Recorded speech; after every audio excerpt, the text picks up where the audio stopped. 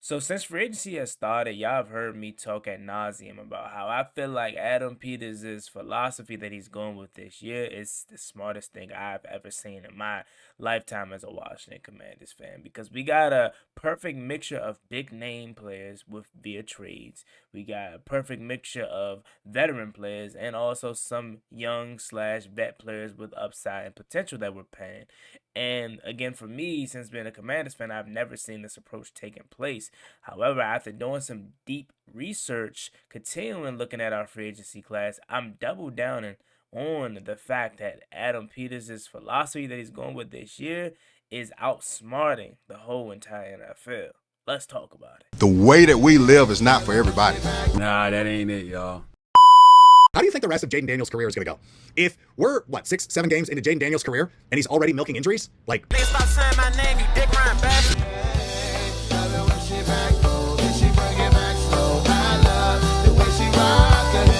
I love the way she move it, shake it on me. When she cry for him, and Shawty is the winner. You can tell that Shawty's no beginner. She's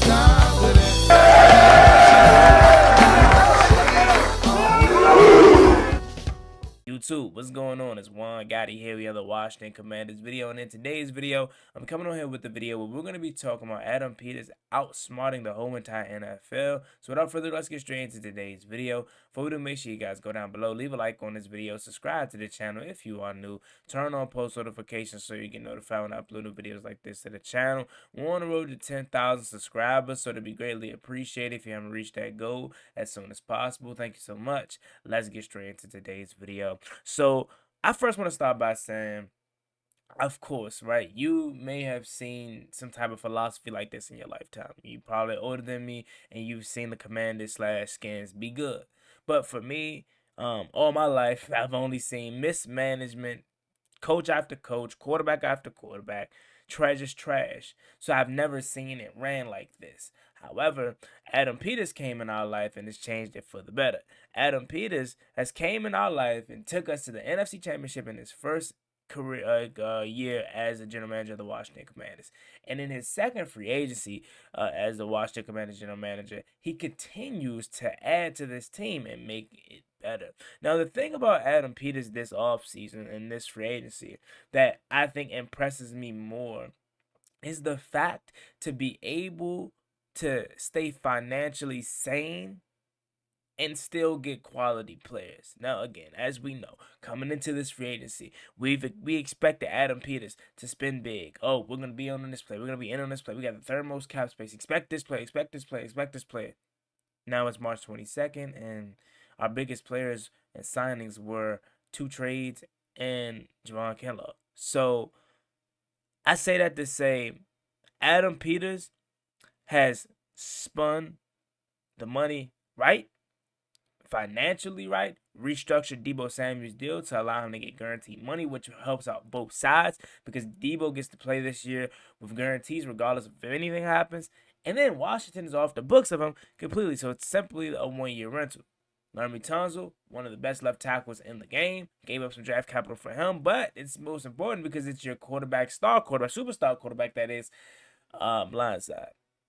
So essentially what I'm saying is this philosophy that he went with, which is go into the draft with no needs, is so mind-blowing for me and so outstanding. Now, again, I don't want to make it seem as if Adam Peters invented this or Adam Peters is the only general manager probably going with this kind of philosophy this season. But for me, this is the first time that I've seen it happen. So I have to make a video on it because it's like, bruh, typically in the past, literally 2 seasons ago, Ron Rivera, what did we draft? We drafted because of need, and that screwed us up because we're drafting players that we shouldn't be. Literally every single draft pick outside of Chase Young, 2020, because Chase Young obviously was second to Joe Burrow, the best player in the draft, and you can't really fault Rivera for taking that player. But 2021, we drafted Jamin Davis, who probably isn't a 3rd, 4th round, 5th round pick, to be honest with you. That's probably around the range that he's at. But we took him in the 1st round of 19 because we needed a linebacker. We needed a linebacker, and we had no backers at the time. And he fell in love with his Army military background. He's a good kid. He comes from a good background. So we got to take him at 19. Okay, cool. That didn't pan out, right? 2022, what do? You get Jahan Dotson. And how did that pan out for you? He was supposed to be the number 2 wide receiver next to Terry McLaurin. Supposedly, first round pick, 16 overall. Ends up getting traded. Then in 2023, we need quarterbacks. We need players that can turn over the ball, that causes turnovers. We lacked in the turnover department. So what did? We went out and got the guy from Mississippi State, right? Hale State, Emmanuel Forbes, because he had the most turnovers in the SEC. Okay, look how that turned out for you. So in recent past, we've always drafted for needs and seen that it did not work one bit. Now Adam Peters comes along and he attacks all of our needs in free agency, which sets us up for success in the draft, which means not that we could fool around, but we can take chances on guys that we probably don't need to. Or we can take a best player available because all of our needs we feel is addressed at free agency. Now, again, you still want to add younger and better players at those specific positions if you need to. So, of course, you want to hit, especially this year on where we have 5 picks, bro. It's very crucial that we hit at least go 3 for 5 this year. And I know 3 for 5 may be a little harsh, but bro, we gotta hit because we only got 5 picks.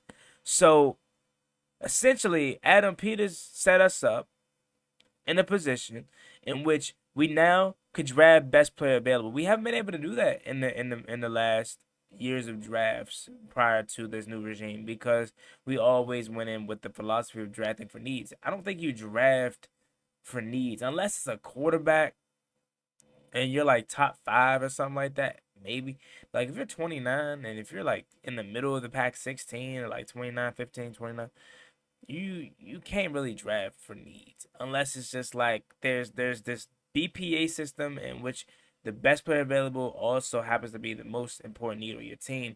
But typically, you want to draft guys that everyone else views as the best player currently. Because if you take a chance on a guy that, say for Emmanuel Forbes, for an example, that because he's so good at this one trait and you desperately need this one trait, you kind of ignore the red flags of everything else, i.e. Emmanuel Forbes with the weight concerns, the lack of physicality, can't cover.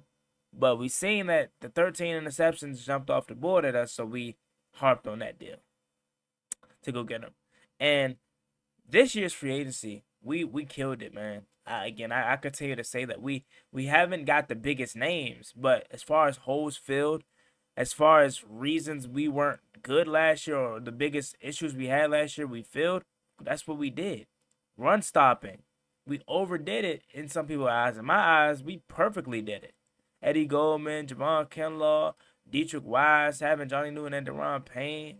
You know what I'm saying? So you add in 3 guys already to pair with 2 more. I think you bring back Sheldon Day too as well.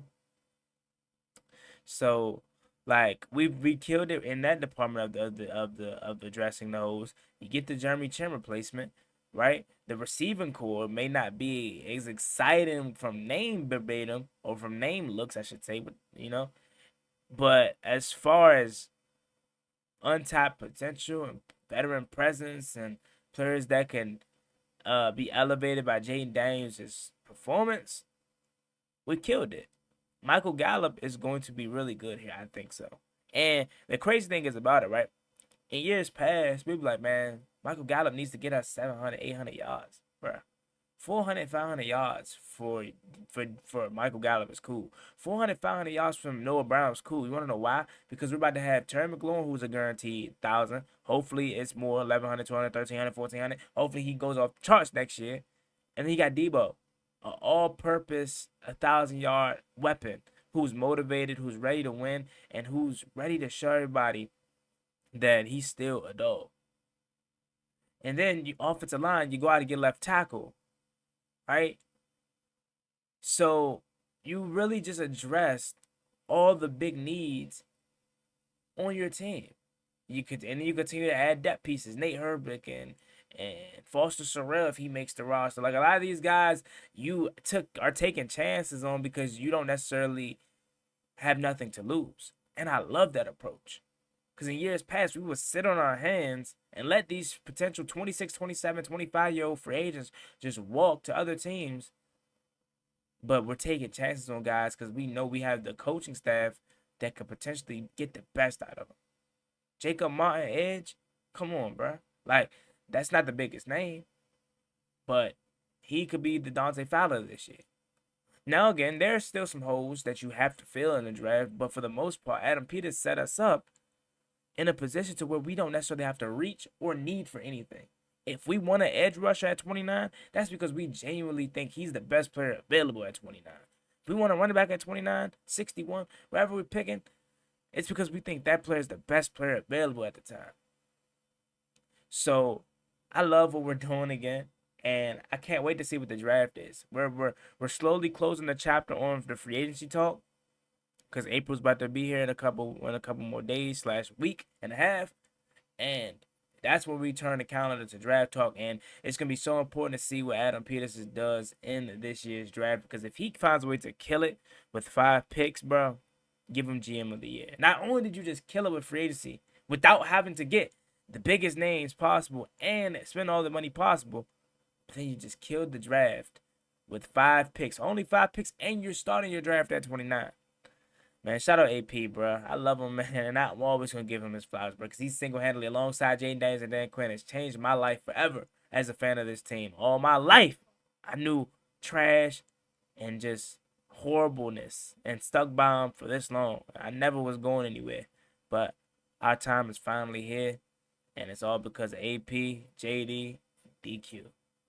All right, y'all, and Josh Hurst. Can't forget the owner, the guy that pays for everything. I can't forget Josh Hurst. But all right, y'all. Let me know what you guys think of this video in the comment section down below. It's always me, boy Juan Gotti. Make sure you like, comment, and subscribe to the channel. I want to run to 10,000 subscribers, so we greatly appreciate it if you haven't reached that goal as soon as possible. Thank you so much. Y'all have a blessed one. Stay safe, be easy out there. Enjoy y'all weekend. Peace. Never gave up on ballin' like I'm Deshaun, throw the bomb, G. That's IG, my jersey never seen a line.